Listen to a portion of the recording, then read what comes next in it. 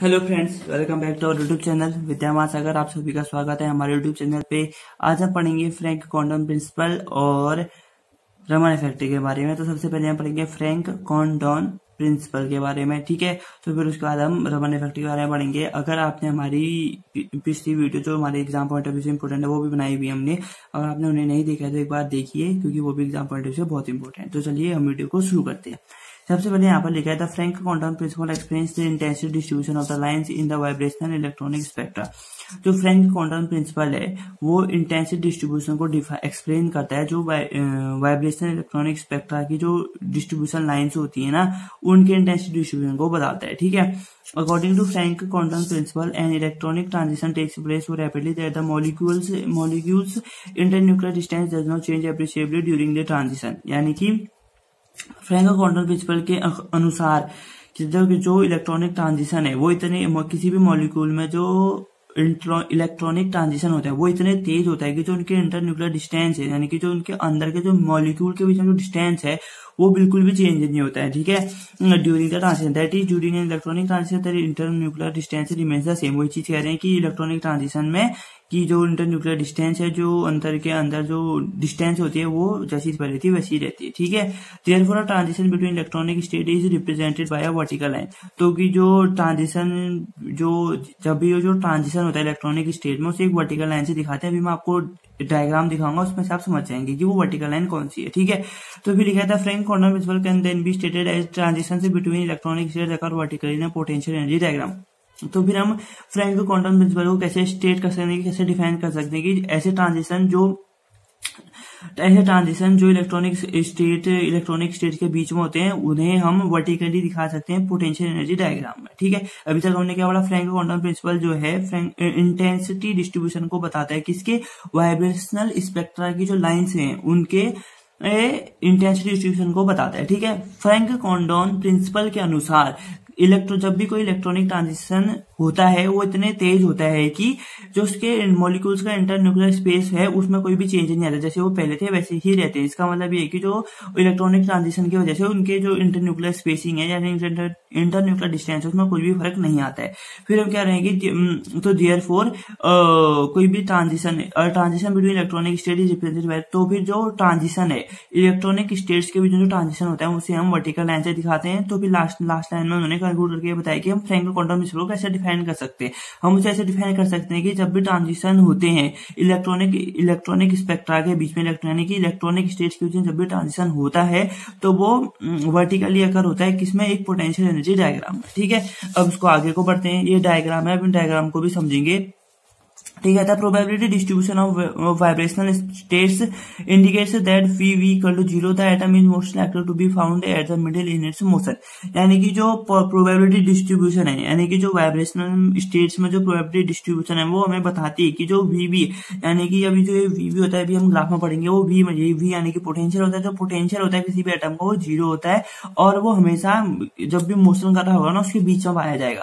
For V equal to V1 2 3 the most possible position stately approaches the extremity. यानी कि जो V equal to जब V1 2 3 होगा तब जो उसकी जो मोस्ट प्रोबेबल पोजीशन है, जो मोस्ट पॉसिबल पोजीशन है जहां पर वो पाया जाएगा वो क्या होगी, एक्सट्रीमिटी, यानी कि एक्सट्रीम पॉइंट, यानी कि बाहर साइड पे वो हमको मिलेगा, ठीक है।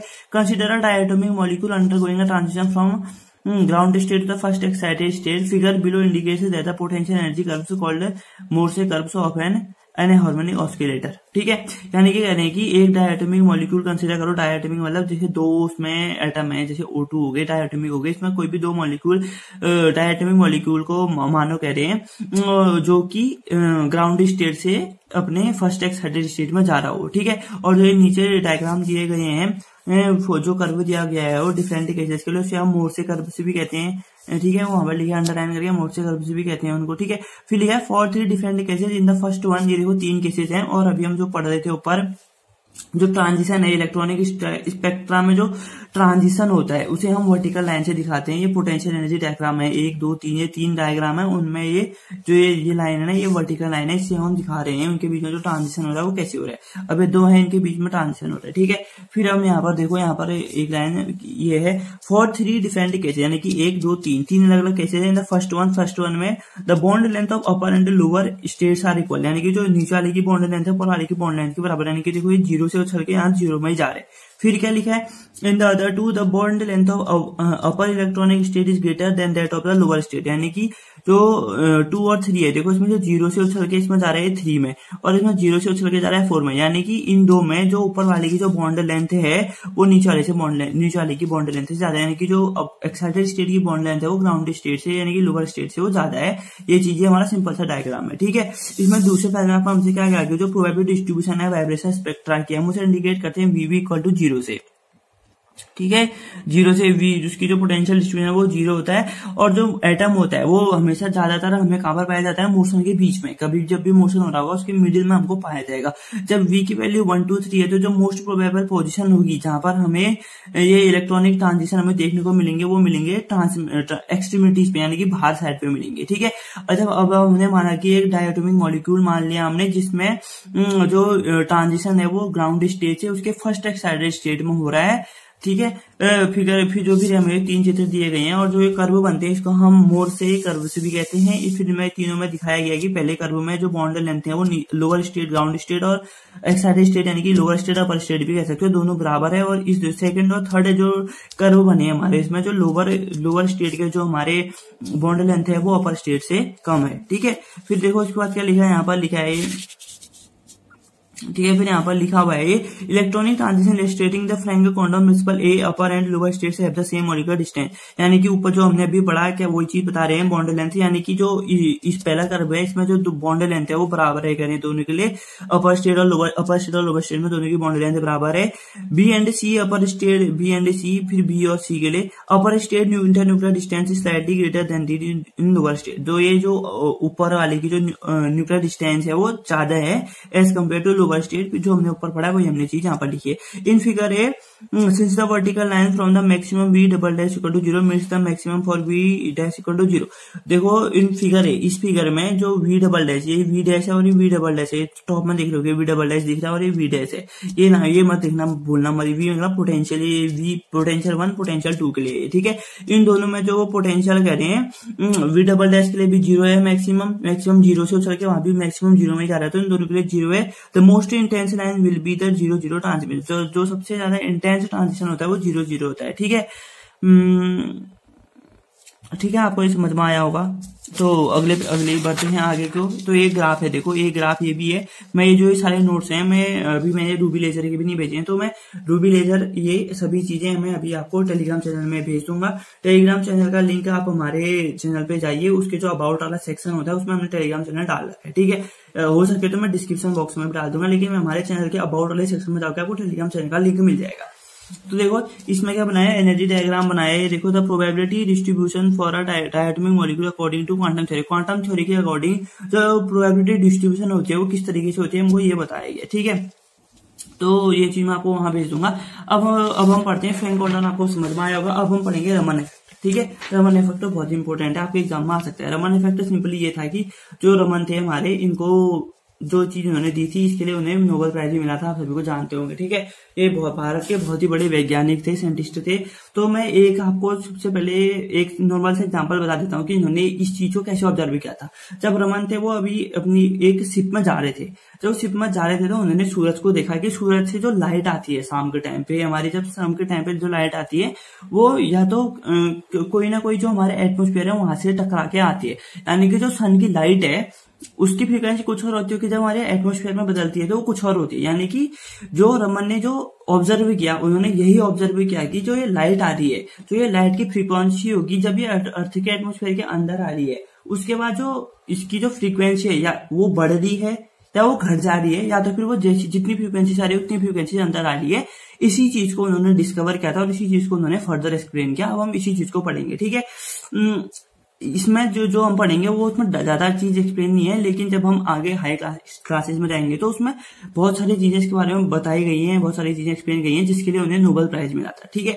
तो अब हम इसको पढ़ेंगे। तो जैसे देखो, Raman found that when a beam of monochromatic light was passed through organic liquid such as benzene, toluene etcetera. Raman ने ये कहा कि जब कोई भी एक मोनोक्रोमेटिक बीम ऑफ लाइट, जब हम उसको किसी भी ऑर्गेनिक सॉल्यूशन से पास कराते हैं, यानी कि ऑर्गेनिक लिक्विड जैसे कि बेंजीन और टोल्यूइन से इनसे पास कराते हैं, the scattered light contained other frequencies in addition to that of the incident light. तो जो स्कैटर्ड लाइट, यानी कि जब हम इंसिडेंट लाइट उस पर मार रहे थे, उस पर जो इंसिडेंट लाइट गिरी थी, तो जो उसकी जो फ्रीक्वेंसी थी वो अलग है स्कैटर्ड लाइट से, यानी कि जो स्कैटर हो जा रही है तो उसकी जो फ्रीक्वेंसी वो अलग है। ठीक है, this is called Raman effect. इसी चीज को हम रमन इफेक्ट कहते हैं, मैंने आपको अभी बताया था। ठीक है, रमन इफेक्ट है the scattering without change in frequency known as Rayleigh scattering. जब स्कैटरिंग हो रही है बिना किसी फ्रीक्वेंसी के चेंज हुए, यानी कि अभी मैंने आपको बताया 3 कंडीशन बनती है, या तो फ्रीक्वेंसी बढ़ जाएगी, या तो फ्रीक्वेंसी घट जाएगी, या तो फ्रीक्वेंसी सेम रहेगी जैसी पहले थी। वही चीज अगर फ्रीक्वेंसी सेम रही तो उसे हम कहेंगे Rayleigh scattering. The lines having higher frequencies on the low and high frequency side of the exciting line are called Stokes and anti Stokes line. यानी कि अगर जो उनकी फ्रीक्वेंसी है वो हाई हो जाएगी तो उसको हम कहेंगे एंटी स्टोक्स, अगर लो हो जाएगी तो उसको कहेंगे हम स्टोक्स लॉ, स्टोक्स लाइन से respectively. These weak lines of modified frequencies are referred to as the Raman lines और रमन स्पेक्ट्रम। और इन्हीं जो वीक लाइन्स है, मॉडिफाइड फ्रीक्वेंसी की जो वीक लाइन्स है, हम इन्हें ही रमन लाइन्स या फिर रमन स्पेक्ट्रम कहते हैं। और इसी जो फ्रीक्वेंसी शिफ्ट हो रही है, फ्रीक्वेंसी शिफ्ट हो रहा है, उसी को हम रमन शिफ्ट कहते हैं। ठीक है, अभी आपको समझ में आ गया होगा। अब हम इसको एक्सप्लेन करते हैं आगे। The Rayleigh scattering is also called coherent scattering as there is no change in wavelength. जो रेले स्कैटरिंग है ना, उसको हम कोहेरेंट स्कैटरिंग भी कहते हैं, क्योंकि उसकी वेवलेंथ में कोई भी चेंज नहीं आ रहा है। जबकि but in Raman scattering the scattered light contains modified wavelength as well as the original wavelength. जबकि जो रमन स्कैटरिंग है उसमें जो स्कैटर्ड लाइट है उसके पास मॉडिफाइड वेवलेंथ होती है, क्योंकि इंसिडेंट से अलग होती है तो वो मॉडिफाइड वेवलेंथ होगी, जबकि वो अपनी ओरिजिनल वेवलेंथ को भी कंटेन कर रही होती है। For this reason Raman effect is also called incoherent scattering. इसी रीजन के लिए रमन के जो इफेक्ट है उसको हम इनकोहेरेंट स्कैटरिंग भी कहते हैं, and is considered as the optical analogous of the Compton effect. और उसे हम कॉम्पटन इफेक्ट का एनालॉगस भी कहते हैं, अदर नेम उसको दिया गया था। ठीक है, ये उसका डायग्राम है, यहाँ पर आप देख सकते हैं। ये देखो, अगर जो फ्रीक्वेंसी है, इस फ्रीक्वेंसी से अगर इंसिडेंट आएगा किसी फ्रीक्वेंसी में, तो ये हमारा रेले स्कैटरिंग होगा। अगर हाई हो गई तो ये क्या हो जाएगा, एंटी स्टोक्स लाइन हो जाएंगी। अगर कम हो जाएंगी तो स्टोक्स लाइन हो जाएंगी। अब हम पढ़ते हैं quantum theory of Raman effect की भी। जो क्वांटम थ्योरी थी वो क्या है? ठीक है, Raman effect is due to the interaction between a light photon and a molecule of the scatterer. यानी कि रमन इफेक्ट कब होता है? जब एक लाइट फोटोन, यानी कि जो लाइट आ रही है उस पे, और जो मॉलिक्यूल है स्कैटर, यानी कि जिस चीज से वो स्कैटर हो रहे हैं उसके मॉलिक्यूल और जो लाइट फोटोन है उसके मॉलिक्यूल के बीच के इंटरेक्शन से जो चीज होती है उसे हम रमन इफेक्ट कहते हैं। Suppose a photon of frequency न्यू1 is incident on a molecule and there is collision between the two. ठीक है, एक फोटोन है जिसकी फ्रीक्वेंसी न्यू1 है, वो किसी मॉलिक्यूल पे इंसिडेंट हो रहा है, यानी कि मॉलिक्यूल पे पड़ रहा है, गिर रहा है, तो उनके बीच में कोलिजन होगा। यानी कि जैसे मान लो एक बॉल है, बॉल को जब हम फेंकते हैं, हमने बॉल कराई, जो बैट्समैन है जब वो बैट से बॉल को मारता है तो बैट और बॉल के बीच में कोलिजन होता है।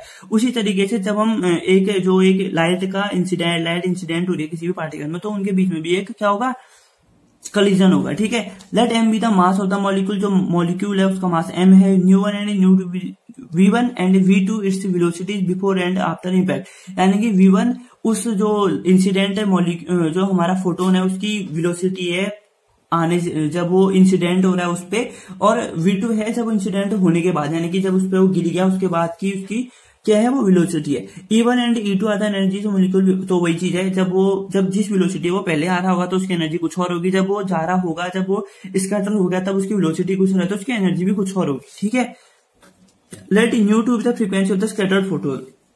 जब फोटोन आ रहा था वो उसकी फ्रीक्वेंसी थी न्यू1, जब वो स्कैटर हुआ तो उसकी फ्रीक्वेंसी हो गई न्यू2। तो principle of conservation of energy लगाएंगे, E2 plus half mv² plus h/2 equal to, दोनों को लगा दिया हमने। ठीक है, ये हमारा जो थी, ये जितनी भी चीजें E2 ये स्कैटर होने के बाद है, और जो ये चीज हमारी स्कैटर होने से पहले की बात है। We may assume that the kinetic energy of the molecules unaltered during the process. तो हमने मान लिया कि जो काइनेटिक एनर्जी है, मॉलिक्यूल की जो काइनेटिक एनर्जी है उस पर कोई फर्क नहीं पड़ा, तो हमने काइनेटिक एनर्जी वाले टर्म को हटा दिया, यानी कि दोनों की काइनेटिक एनर्जी इक्वल हो जाएगी। तो E2 plus h/2 equal to E1 plus h/1। तो हम h/2 और h/1 को साथ लेंगे तो न्यू2 माइनस न्यू1 equal to E1 minus h/2 upon h। तो न्यू2 इक्वल टू न्यू1 प्लस E2 अपॉन ये दो हमारे इक्वेशन बन गए, सिंपल सी। अब यहाँ से हमारे पास 3 केस बन जाएंगे। अब देखो, सबसे पहला केस क्या बनता है, when there is no change in the energy. अगर जब एनर्जी में कोई चेंज नहीं आया, यानी कि E1 इक्वल टू E2 हो गया, तो E1 इक्वल टू E2 जाएंगे तो E1 माइनस E1 0, यानी कि न्यू2 इक्वल टू न्यू1, यानी कि फ्रीक्वेंसी तब सेम हो जाएगी। तब हम क्या कहेंगे, तब होंगी रेले कंडीशन हो जाएगी। रेले कंडीशन कब होती है, जब फ्रीक्वेंसी सेम होती है। स्टोक्स कंडीशन होती है जब कम हो जाती है फ्रीक्वेंसी, और स्टोक्स और एंटी स्टोक्स कंडीशन कब होती है, जब हमारी फ्रीक्वेंसी बढ़ जाती है। तो हम यहाँ पर हमारी दोनों की फ्रीक्वेंसी बराबर है, यानी कि हमारा यहाँ पर क्या है, रेले लाइन से, ठीक है। उसके बाद दूसरी कंडीशन क्या बनेगी, जब हमारी जो E2 की एनर्जी है वो E1 से ज्यादा है, यानी कि जब स्कैटर होने के बाद जो उसकी एनर्जी है वो E1 से ज्यादा है, यानी कि जो फ्रीक्वेंसी होगी न्यू1 की, यानी कि जो हमारी फ्रीक्वेंसी आ रही है वो ज्यादा है और जब फ्रीक्वेंसी जा रही है वो कम है, यानी कि फ्रीक्वेंसी कम होगी तो हम इसे क्या कहेंगे, स्टोक्स लॉ कहेंगे। It means that the molecule has absorbed some energy from the incident photon, यानी कि जब फोटोन आया, फोटोन जब मॉलिक्यूल पे पड़ा तो जो मॉलिक्यूल ने उसकी कुछ एनर्जी को एब्सॉर्ब कर लिया, ठीक है। Consequently the scattered photon has lower energy, तो जो स्कैटर हो गया फोटोन उसके बाद लोअर एनर्जी होगी। ऑब्वियसली बात है, जब आपने किसी की एनर्जी एब्सॉर्ब कर ली तो उसके बाद तो कम एनर्जी बचती है ना। तो तीसरा केस बनता है if E2 is greater then E1, जब जो E1 है, यानी कि जब वो आ रहा है तब अगर उसकी एनर्जी ज्यादा है जाने से पहले, जाने वाली एनर्जी से ज्यादा आने वाली एनर्जी है, तो जो न्यू2 हो गया वो न्यू1 से ज्यादा, यानी कि जो फ्रीक्वेंसी जब जा रही है तो स्कैटर्ड फोटोन की जो फ्रीक्वेंसी है वो ज्यादा होगी इंसिडेंट फोटोन से। तो वही चीज है ना, इसको हम एंटी स्टोक्स लाइन कहते हैं। It means that the molecule was previously in the excitation and it handed over some its intrinsic energy to the incident photon, ठीक है। तो यानी कि क्या कहते हैं, जो पहले जो था वो अपना एक्साइटेड स्टेट में था, पहले एक्साइटेड स्टेट में था, उसने अपनी जो कुछ इंटेंसिक एनर्जी थी वो इंसिडेंट फोटोन को दी, तो जिसकी वजह से जो फोटोन हुआ उसके पास ज्यादा एनर्जी आई और उसकी जो वेवलेंथ हो गई वो कम हो गई। अब देखो सिंपल से तीन डायग्राम यहाँ पर बनाए गए हैं जिससे हमें समझाने की कोशिश की गई है क्या चीज है, ठीक है। जैसे हमने उसमें पढ़ा था ना, फ्रैंको क्वांटम में भी हमको 3 डायग्राम मिले थे। पहले वाले में क्या था, इक्वल वेवलेंथ थी, दूसरे वाले में क्या था, उनकी जो वेवलेंथ थी, जो ट्रांजिशन हो रहा था वो ज्यादा हो रहा था, यानी कि जो उनकी वेवलेंथ थी वो सेम हो रही थी, वो आपको समझ में आया होगा, ठीक है। तो वही चीज है, देखो अब ये क्या है, पहला डायग्राम है रेले का, दूसरा है स्टोक्स का, तीसरा है एंटी स्टोक्स का। यानी कि देखो जिस स्टेट से उठ के गया, जिस फ्रीक्वेंसी से वो गया उसी फ्रीक्वेंसी से वापस आ गया, यानी कि ये हो गया हमारा रेले लाइन। और दूसरे में क्या है, वो जिस फ्रीक्वेंसी से गया लेकिन उस फ्रीक्वेंसी से वापस नहीं आया, मतलब कि 0 से गया और 0 में वापस ही नहीं पहुंच पाया, तो उसे कहेंगे हम स्टोक्स रमन लाइन, यानी कि जब न्यू2 की फ्रीक्वेंसी कम होगी न्यू1 से। और तीसरा वाला है जब वो फ्रीक्वेंसी गया तो सही 1 से गया और फ्रीक्वेंसी उसकी ज्यादा हो गई, तो हम क्या कहेंगे, वो एंटी स्टोक्स लाइन है। जब फिर है since the molecule process quantized energy level, तो जो मॉलिक्यूल है उसका क्वांटाइज्ड एनर्जी लेवल होंगे, तो हम कह सकते हैं कि E1 माइनस E2 कितना होगा, NH न्यू सी, जहां पर N इक्वल टू 1 2 3 है। तो nu C the characteristic frequency of the molecule equal to इतना level in the simplest way, N equal to 1 equation two reduces to न्यू1 इक्वल टू न्यू1 plus minus nu C. तो इस तरीके से हम इस चीज को ऐसे डिफाइन कर सकते हैं। तो मैं उम्मीद करता हूँ कि आपको समझ में आया होगा। सिंपल सी बात है, रमन इफेक्ट क्या है। रमन इफेक्ट ऐसा है कि रमन जब किसी भी हम मोनोक्रोमेटिक लाइट को किसी ऑर्गेनिक सॉल्यूशन से पास कराते हैं, जैसे हो गया वो बेंजीन हो गया, टोल्यूइन हो गया, इन सब चीजों से पास कराते हैं, तो क्या होता है कि उसमें कुछ चीजें फर्क पड़ता है, यानी कि जो इंसिडेंट लाइट है और स्कैटर्ड लाइट है उनके बीच में एक फर्क पड़ता है। तो उसी जो ये इफेक्ट बढ़ रहा है उसी को हम क्या कहते हैं, रमन इफेक्ट, यानी कि फर्क क्या पड़ा उनकी फ्रीक्वेंसी का में इफेक्ट पड़ा है, हम उसको रमन इफेक्ट कहते हैं। तो अगर फ्रीक्वेंसी सेम है जैसी पहले थी उसी फ्रीक्वेंसी में, तो उसे कहेंगे हम रेले स्कैटरिंग। अगर फ्रीक्वेंसी पहले से कम हो गई तो हम उसे कहेंगे स्टोक्स लाइन। अगर फ्रीक्वेंसी पहले से ज्यादा होगी तो हम कहेंगे एंटी स्टोक्स लाइन। यही चीज हमारा जो बेसिक कंसेप्ट है और इसी को हम रमन स्पेक्ट्रम भी कहते हैं। आप सभी को समझ में आया होगा। तो मैं उम्मीद करता हूँ कि आपको समझ में आया। अगर आपको समझ में आया तो आपका लास्ट काम क्या बचता है, आपको हमारी वीडियो को लाइक करना है। जितना ज्यादा हो सकता है लाइक कीजिए दोस्तों, लाइक जरूर कीजिए और अपने दोस्तों के साथ शेयर कीजिए ताकि वो भी एग्जाम की तैयारी कर रहे हैं, उनका भी भला हो और सभी का भला हो, सबका विकास हो। ठीक है, तो कमेंट जरूर करें और सब्सक्राइब भी कर लीजिए हमारे चैनल को ताकि ऐसे ही आपको एग्जाम्स में हेल्प हो और बहुत सारे टॉपिक्स पे आपको वीडियोस मिले। तो मिलते हैं नेक्स्ट वीडियो। तब तक के लिए 2 गज की दूरी, मास्क है जरूरी, मास्क पहनते रहिए, सैनिटाइजर लगाइए, सोशल डिस्टेंसिंग बनाए रखें, अपने ध्यान रखें, अपने घर वालों का ध्यान रखें, आसपास साफ सफाई बनाए रखें। मिलते हैं next video. Thanks for watching, take care. आप सभी का देखने के लिए बहुत बहुत धन्यवाद। हम आपके आभारी रहेंगे। तो सब्सक्राइब कर लीजिए और जय हिंद, जय भारत, धन्यवाद।